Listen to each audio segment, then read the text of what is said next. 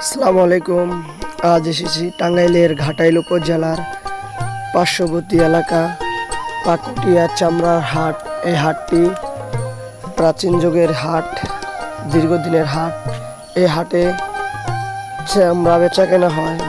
এখানে গরুর চামড়া এবং ছাগলের চামড়া ব্যাপক আমদানি এবং ব্যাপক বেচা কেনা হয়। এই হাট থেকে বিভিন্ন গন্তব্যে বিভিন্ন কলকারখানায় চলে যায়। এখানে অনেক দূর দূরান্ত থেকে পাইকার এবং ক্রেতারা এখানে চামড়া বেচা কেনা করার জন্য আসে।